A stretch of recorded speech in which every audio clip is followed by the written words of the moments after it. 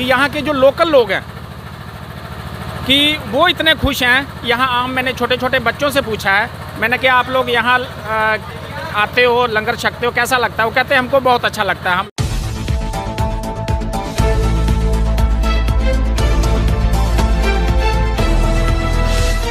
मुझसे किसी ने रास्ते में पूछा यहाँ कोई गुरुद्वारा है क्या? मैंने पूछा क्यों? उन्होंने कहा भूखा हूँ और वहाँ कोई धर्म नहीं पूछता। जी हाँ, आपको हम दिखा रहे हैं किसान आंदोलन की कहानियाँ। और ये लंगर करीब 2.5 महीने से चल रहा है और इस समय मैं मौजूद हूँ गाजीपुर बॉर्डर पर। यहाँ पर लगातार लंगर की सेवाएं दी जा रही हैं और लोगों की सेवाएं की जा रही हैं। और यहाँ पर अभी मैं आपको दिखाऊंगी कि यहाँ पर एक मशीन भी आ चुकी है, इलेक्ट्रॉनिक मशीन है, जिसके द्वारा वहाँ पर रोटियाँ बनाई जाती हैं। और किस तरीके से ये रोटियाँ बनाई जा रही हैं आपको वो भी हम दिखाएंगे। यहाँ पर आपको साफ नज़र आएगा कि किस तरीके से वहाँ सामने आटे की गोल लोइयाँ उसमें डाली जा रही हैं और उसके द्वारा वहाँ से ये निकल रही हैं रोटियाँ गोल गोल, आपको दिखाई देंगी साफ साफ। और नीचे जाकर ये एक प्रोसेस है पूरा, किस तरीके से ये प्रोसेस है वो आपको यहाँ पर साफ नज़र आ जाएगा। और यहाँ देखिए आप किस तरीके से रोटियाँ बन रही हैं, साफ आपको नज़र आ रहा होगा किस तरीके से हो रही हैं। ये प्रोसेस किस तरीके से हो रहा है, किस तरीके से ये प्रोसेस हो रहा है, मतलब हाँ जी, ये लंगर पक रहा है यहाँ पे जी। कब से हो रहा है ये आज ही मशीन मंगवाई गई है और चलाई गई है। जैसे कि गर्मी आ चुकी है अब थोड़ी सी, तो मतलब किस तरीके से ये काम करेगी, कोई दिक्कत तो नहीं होगी? जी नहीं, कोई दिक्कत नहीं है इसकी और आसानी से काम होता है, इससे कोई दिक्कत नहीं है। आसानी से काम हो रहा है जी। और ये बताइए इसको बनाने में कितना टाइम लगता है, कितनी जल्दी कितनी रोटियां बन जाती हैं? ये 1 घंटे में 1000 रोटी बनाती है। 1 घंटे में 1000? जी। और यहाँ पर कितना का टारगेट रहता है, मतलब कितनी रोटियां बनती हैं करीब दिन भर में? दिन भर में 4-5 हज़ार रोटी निकालती है। सुबह और शाम दोनों मिलाकर? हाँ जी, नहीं शाम को जी। मतलब सुबह और शाम की क्या क्या समय है, मतलब किस टाइम पे आप बनाते हो? आज ही शुरू की है तो शाम को वैसे 8 से लंगर चल जाता है हमारा, शाम को 12 बजे तक 1 बजे तक, जब तक आदमी खाए तो खा सकता है। तो आप देख सकते हैं कि कितनी आसानी से ये सारा काम हो रहा है, रोटियां बनाई जा रही हैं यहाँ पर। और ये आज ही मशीन आई है, सामने मशीन में लोई डाली जा रही है और फिर वो पुश होके नीचे की तरफ रोटियां आ रही हैं। और फिर सेकंड स्टेप ये आपको दिख जाएगा कि ये नीचे जा रही हैं और फिर मशीन में यहाँ देखिए प्रोसेस हो रहा है, यहाँ पूरा प्रोसेस हो रहा है अच्छी तरीके से कि रोटियाँ अच्छे से सिक रही हैं और नीचे देखिए फूल भी रही हैं। रोटियाँ जैसे घर पर सिकती हैं, गैस लगी हुई है नीचे और वो पूरी अच्छी तरीके से सिक रही हैं। यहाँ पर पूरी प्रोसेस हो रही है। उसके बाद ये रोटियाँ बाहर की तरफ आती हैं और यहाँ से आती हैं, आप साफ देख सकते हैं आएगी अभी आएगी। कितनी अच्छी तरीके से ये सिकी हुई हैं और बहुत ही गरम है, आपको साफ दिख जाएंगी एकदम गरम ये रोटियां यहाँ पर बाहर आ रही हैं। अब ये खाने के लिए पूरी तरीके से तैयार है।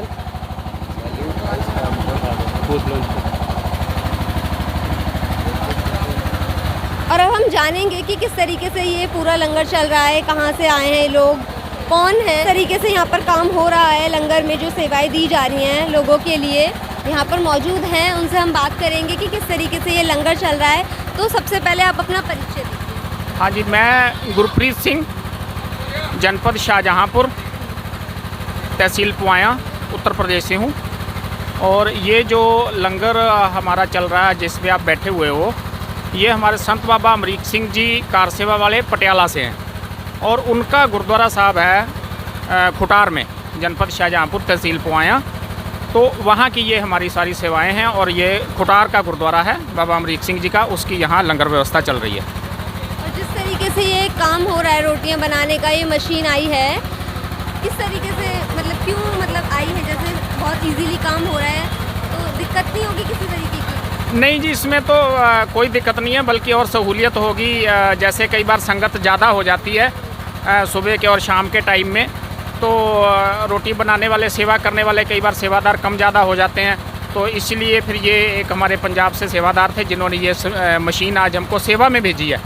तो इससे हमको बहुत ईजिली हो जाएगा, संगत जितनी मर्जी आए हम उसको टाइम से खाना प्रोवाइड करा पाएंगे। जैसे कि बिजली नहीं है यहाँ पर, तो जनरेटर से कैसे काम करेंगे? हाँ जी, जनरेटर हमारे पास अवेलेबल हैं। जनरेटर आज और बड़े भी आ गए हैं, और बिजली की कोई दिक्कत नहीं है, पानी की कोई दिक्कत नहीं है। हम लोग बिजली पानी की व्यवस्था अब अपनी कर ली हम लोगों ने सारी, कोई दिक्कत नहीं किसानों को। और जैसे अब धीरे धीरे गर्मी बढ़ती जा रही है, तो उससे कोई फर्क पड़ेगा? नहीं, कोई फ़र्क नहीं पड़ेगा जी। गर्मी जैसे हमारे सेवादारों ने सर्दियां बड़े खुशी से काटी हैं, और अब आगे गर्मी की भी तैयारी है, गर्मी भी बहुत खुशी खुशी से काटेंगे।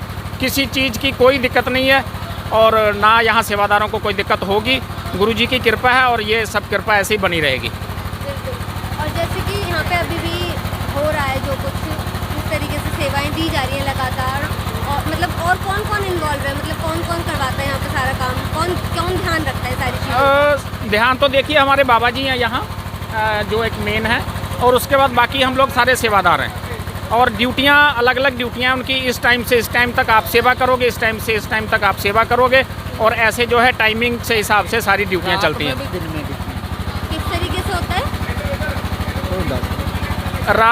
रात की ड्यूटीज़ अलग हैं और दिन की ड्यूटी अलग हैं। जो रात की ड्यूटी करते हैं वो दिन में फिर अपना रेस्ट कर लेते हैं। हाँ जी, ऐसी ड्यूटियाँ चल रही हैं। आगे जैसे कोई दिक्कत आ सकती है किसी तरीके की, जैसे कि ये सेवाएं लगातार चल रही हैं? नहीं जी, कोई दिक्कत नहीं है, और ना दिक्कत आई है ना कोई दिक्कत आएगी। बहुत बढ़िया। हाँ जी, हाँ, बहुत गुरु साहब की कृपा है, गुरु नानक साहब की कृपा। नहीं, कोई राशन की, कोई दूध की, कोई सब्जी की, किसी प्रकार की कोई कमी नहीं है जी। हाँ जी, हाँ जी, हाँ, सारा आराम से आ रहा है। सभी लोग लंगर छक रहे हैं आराम से।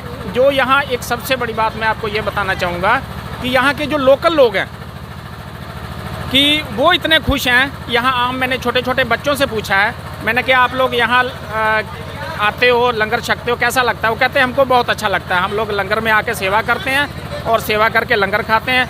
आम यहाँ के लोग अब जो हैं, औरतें बहुत सारी जो है लोकल की वो सारा दिन आके सेवा करती हैं। सेवा करके शाम को वो अपने घरों के लिए खाना भी लेके जाती हैं और खाती भी हैं। तो लेडीज़ें भी, मतलब महिलाएं भी यहाँ पर आती हैं? जी, महिलाएं लोकल की हैं, और जो प्रोटेस्ट में आई हुई हैं वो भी हैं। बाकी लोकल की महिलाएं बहुत आती हैं सेवा करने के लिए। वो खुश हैं, वो कहती हैं कि हमको ये सेवा का सौभाग्य प्राप्त हुआ है। सुना था कि कहीं गुरुद्वारों में सेवाएं होती हैं, और गुरु नानक साहब में लंगर की सेवा चलती है गुरु नानक साहब की, तो वो आज हम लोगों को हमारे घरों में आके सेवा प्राप्त हो रही है, जो हमें सेवा करके हम एक सहानुभूति प्राप्त कर रहे हैं। एक तरीके से भूखे को भोजन खिलाना बहुत अच्छा पुण्य माना जाता है, और लंगर की सेवा यहाँ पर लगातार दी जा रही है। कब से मतलब दी जा रही है? जब से आंदोलन शुरू हुआ है? हाँ जी, ये तो आपको पता कि अब 2.5 महीने से ऊपर का टाइम होने जा रहा है लंगर को चलते हुए, तो तब से लंगर की व्यवस्थाएं जो है कंटिन्यू चल रही हैं। बिल्कुल नहीं, कोई दिक्कत नहीं है जी, और ना कोई दिक्कत आएगी भी। और अब मैं एक चीज़ और कहना चाहूँगा कि जो हमारा यूपी का, पश्चिमी उत्तर प्रदेश का सबसे बड़ा, अब बात हम लोग करते हैं किसानी की। अब तो आपने अभी तक तो लंगर की बात की, अब हम किसानी पे जिस मुद्दे पे हम बैठे हुए हैं, तो हमारे यहाँ गन्ने की बेल्ट है। टोटल जो पश्चिमी उत्तर प्रदेश है वो सारा गन्ने का बहुल क्षेत्र है। वैसे तो इधर पूर्वी उत्तर प्रदेश में भी, यहाँ भी गन्ना बहुल है, जो है ये मेरठ मुजफ्फरनगर साइड सारी ये शामली जो है। और हमारे यहाँ क्या है कि अभी पिछले सालों का कुछ पेमेंट बाकी है, और अभी तक देखिए कि 3 महीने से ऊपर हो गए फैक्ट्रियाँ चलते हुए, तो अभी तक हमको गन्ने के रेट का कोई अता पता नहीं है। हमारी पर्चियों पे जो हम गन्ना दे के आ रहे हैं मिल को, उस पर कोई रेट निर्धारित नहीं है, हमको कोई रेट नहीं लग के आ रहा। बताइए ये कैसा कानून है, कैसा आधार है कि कोई फसल, कोई चीज़ आप बेचो, उसका हमें पता ही नहीं है कि किसान ने हम दे के घर चले आए कि हमारी वो 2 रुपये में बिकी है या 1 रुपये में बिकी है, उसका कोई पता नहीं है। तो ये बताइए, इससे बड़ा अन्याय और क्या होगा? सरकारें हमारी कह रही हैं कि हम किसान के लिए ये कर रहे हैं, वो कर रहे हैं। 2022 में हम, हमारे माननीय श्रीमद प्रधानमंत्री जी की 2022 में हम किसान की आय दुगनी कर देंगे। हमें सर बताएं तो सही कि आय कैसी दुगनी हो रही है, कहाँ दुगनी हो रही है? हमारा तो गन्ने के रेट का ही नहीं हमें पता अभी तक। हम 3 महीने हो गए हैं हमें सप्लाई करते हुए, हमारा खर्चा हमारे पास से जा रहा है। हमारी उसकी जो छिलाई है गन्ने की, उसकी ढुलाई है, ट्रांसपोर्टेशन है, वो सारी हम अपनी जेब से वहन कर रहे हैं। लेबरों को खर्चा हम अपनी जेब से दे रहे हैं। जो लेबर हमारे यहाँ गन्ना छिलाई का काम कर रही हैं, उनको हफ्ते वाइज में पैसा चाहिए होता है, क्योंकि वो बेचारे काम करते हैं, गरीब लोग हैं, तो उनको बाज़ार के लिए, अपने घर के लिए, खर्चे के लिए पैसा चाहिए होता है। तो जब हमें हमारे गन्ने का मूल्य नहीं मिलेगा, हमारी फसल का हमें मूल्य नहीं, तो हम बताइए कहाँ से उनको भी देंगे, कहाँ तक अपना क्या बेच के हम उनको दें। हमारी नकदी, गन्ना एक नकदी फसल के रूप में कहा जाता है कि गन्ना एक किसान के लिए नकदी फसल है, तो उसका नगद तो मिलने की बजाय उसका हमें रेट का ही नहीं पता, पैसा तो दूर की बात है कि पैसा कब मिलेगा। तो ये सारी ऐसी अन्याय किसान के साथ हो रहा है, ये क्यों किया जा रहा है, हमें इसका जवाब दिया जाना चाहिए।